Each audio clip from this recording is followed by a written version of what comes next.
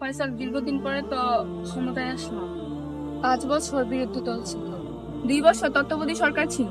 এর মধ্যে কত জেল খাটলাম, কত পালায় থাকলাম, তার কোনো হিসাবই নেই। আমি আমার দাদার সাথে কথা বলছি, দেশটা যদি নিজের আয়াতে আনতে হলে বড় বড় সেনাকর্তা, বিডিআর ওদেরকে সরাতে হবে। তাই আমাদের পরবর্তী প্রোগ্রাম পিলখানায় হত্যাকাণ্ড ঘটাতে হবে। যদি কিছু হয়, দাদা তো আমার সাথে আছে। ঠিক আছে ম্যাডাম, দাদা আমাদের সাথে সব সময় আছে। আচ্ছা ঠিক, একটা কাজ করি, দাদাকে কল করে দেখি। বাংলাদেশ থেকে প্রধানমন্ত্রী কল দাও। হ্যালো ছোট বোন, তুমি চিন্তা করো না 41 সাল পর্যন্ত কিভাবে ক্ষমতা থাকতে হয় তোমার, এটা আমি দেখে নিব। ঠিক আছে, সমস্যা নাই কোনো। এটা আমার কাছে ছেড়ে দাও, তুমি কোনো গ্যাঞ্জাম হইতো না। 41 সাল পর্যন্ত থাকবা তুমি ক্ষমতার।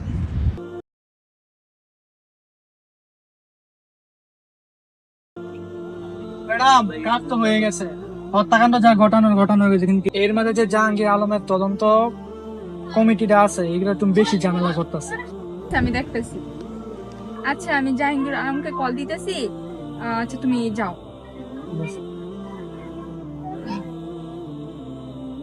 হ্যালো,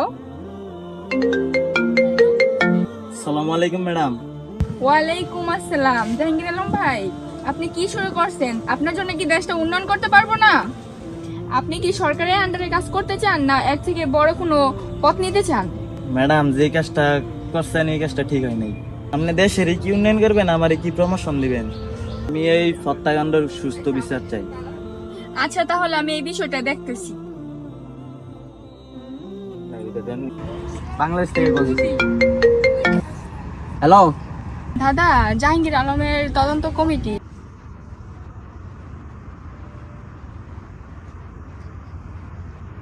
সমস্যা নাই, তুমি তার চাকরি থেকে বাদ দিয়ে দাও। পরটা আমি দেখতাছি। সেনাবাহিনী বিজিবি মারা গেছে না, ওই জায়গার মধ্যে তোমার লোক ঢুকাই দাও। আবার একটা কাজ করো, দেল সাই দিয়ে আছে আর আমার বক্তা আছে না, ওইগুলো মনে করো রাজাকার নাম কইয়া জেলাম তো ঢুকাই দাও, বুঝছো? আর পরটা আমি দেখতাছি।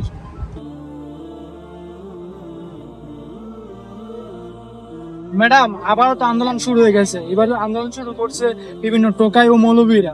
দাদার সাথে আমার কথা হয়েছে, তাদের দেশ থেকে হাজার দশেক সৈনিককে নিয়ে হুজুরদের মিছিলের ভিতরে ফেলিয়ে তাদের হাড্ডি মাংস গুঁড়া করে দাও। কিছু হলে আমি বুঝবো। Okay madam.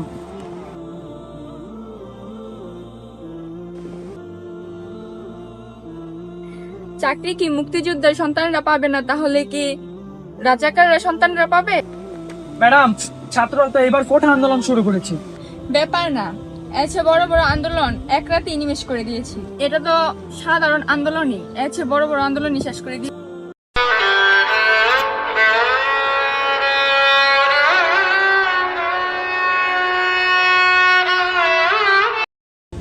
হ্যালো কর্নেল সাহেব, ছাত্ররা তীব্র আন্দোলন করতেছে, ওটা তো থামাতে হবে। এখানে তো তৃতীয় পার্টির লোকও আছে, আর দেশের সম্পদ নষ্ট করতেছে, তাদেরকে থামাতে হবে।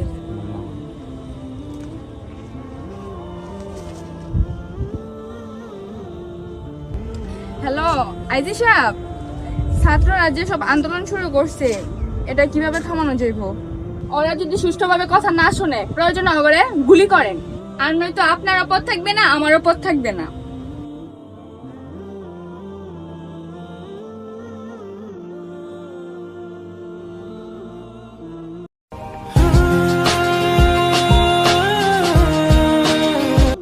দাদা, আমি দেশের জন্য এত কিছু করলাম, আজ তারা আমাকে এইভাবে অপমান করছে, কল্পনাও করতে পারি না।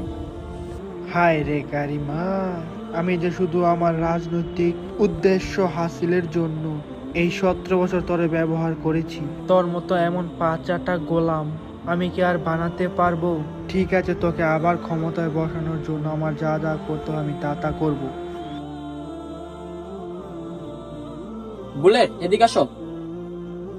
স্যার, আমার প্রিয় তোমাকে ওই দেশ থেকে বের করে দিছে। তুমি গরু, পেঁয়াজ কিছু রপ্তানি তুমি দিবা না এই দেশে। দেখি তার কিভাবে চলে। ঠিক আছে স্যার, আমরা কোনো কিছু রপ্তানি দেব না, আমরা দেখি তারা কিভাবে চলে। কোটা আন্দোলনের মাধ্যমে দেশ তো স্বাধীন হলো, তো আপনাদের অনুভূতি কেমন? আমার খুব শান্তি লাগতেছে, দেশটা স্বাধীন হয়েছে, দেশটা আবার নতুন করে প্রাণ ফিরে পেয়েছে। আর দেশের তো অনেক সম্পদ নষ্ট হয়েছে, তার কি হবে? তার জন্য আমরা সবাইকে একসাথে কাজ করতে হবে, সবাইকে মিলেমিশে দেশটা এগিয়ে নিয়ে যেতে হবে। দেশ থেকে গরু পেঁয়াজ রপ্তানি বন্ধ হয়ে গেছে, তো এখন এই দেশ কিভাবে চলবে? অন্য দেশের উপর আমরা নির্ভরশীল না, দরকার হলে আমরা নিজে উৎপাদন করব, নিজে দরকার হয় বাইরে রপ্তানি করব। এখন দেশে তো অনেক ক্ষয়ক্ষতি হয়ে গেছে, আবার এখন যদি নতুন করে রপ্তানি করে নতুন করে আমরা উৎপাদন করি তাতে অনেক সময় লাগবে। তো আপনাদের কত সময় লাগতে পারে? হ্যাঁ, হয়তো বা আমাদের সময় লাগবে, কিন্তু আমরা ইনশাল্লাহ আমরা চেষ্টা করব 6 থেকে 1 বছরের ভিতরে সবকিছু আবার আগের মতন করে নেওয়ার জন্য। স্যার শুনছেন, ভূমিধসে ওই পাহাড়টা ভেঙে আমাদের 9 জন লোক মারা গেছে। আচ্ছা দাঁড়াও, আমি পানি সম্পদ অধিদপ্তরে ফোন দিচ্ছি। এই একটা সুযোগ, 31 বছর আমরা দাফারি নাই, তুমি ওই দেশকে তুমি পানি দিয়ে বাসিয়ে দাও। আমার প্রিয়তমাকে এই দেশ থেকে বের করে দিয়েছে, এই শাস্তি তাদের ভোগ করতে হবে।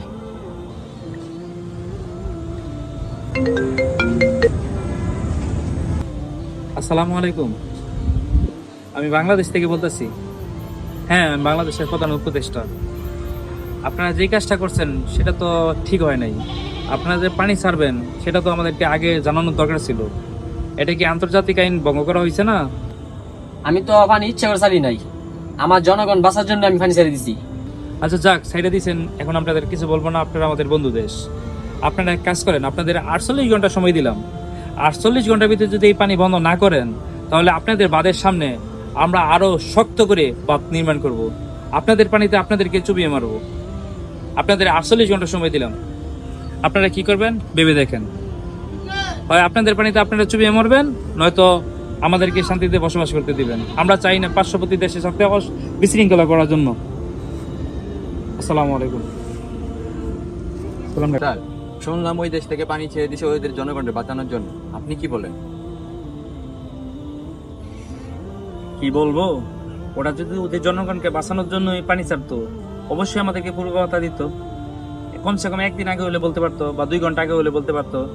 ওরা পরিকল্পিতভাবে পানিটা ছাড়ছে, আমরা বুঝতে বাকি নাই। কিন্তু আমরা চাই না বিশৃঙ্খলা করার জন্য, বাংলাদেশের শান্তিপ্রিয় দেশ, এই জন্য আমরা কোনো বিশৃঙ্খলা যেতে চাই না। হ্যাঁ, ওরা আবার শুনলাম আমাদের দেশে বলে রপ্তানিও বন্ধ করে দিয়েছে। সমস্যা নেই, রপ্তানি যদি বন্ধ করে দেয় তাহলে আমরা সুন্দর মতো চলতে পারবো। আর ওরা যে বাদ দিছে, আমরা রীতিমতো বিদেশি অনেক দেশের সঙ্গে কথা বলছি, ওদের থেকে আরো শক্তিশালী বাঁধ আমরা নির্মাণ করব। আশাবাদী 2-1 বছরের ভিতরে ওদের পানি আর আমাদের দেশে আসবে না, ওদের পানিতে ওরাই ডুবে মরবে।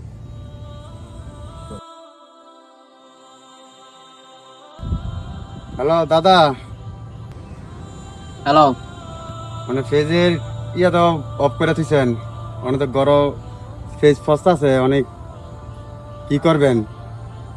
আর নাই তো অনেকে একটু কিছু একটা ব্যবস্থা করেন। এখন ফেজ যদি না বেচতে পারি তো আমরা নিশ্চয় যাবো, এখন ব্যবস্থা করেন। আমি দেখতেছি কি হইতাছে। দাদা, দেশে যেই হারে গরু বাড়তেছে, এই গরু যদি রপ্তানি না করেন, এই দেশে মানুষের চেয়ে বেশি গরু হয়ে যাইতেছে। তো এই এত গরু জায়গা কই দিমু, এগুলো রপ্তানি করতে হবে, নয়তো আমরা নিঃস্ব হয়ে যাব। আচ্ছা ঠিক আছে, আমি দেখতাছি। ঠিক আছে, একটা ভুল করছি রে। ওই দেশে তেজ এবং গরু রপ্তানি বন্ধ করে আমার দেশে প্রচুর ক্ষতি হয়েছে। দেখছে কিভাবে চালু করা যায় এটা। স্যার, এখন তো আর কোনো ব্যবস্থা নাই। ওরা যদি নিচ থেকে না চায় তো এখন কোনো ব্যবস্থা তো হইতেছে না।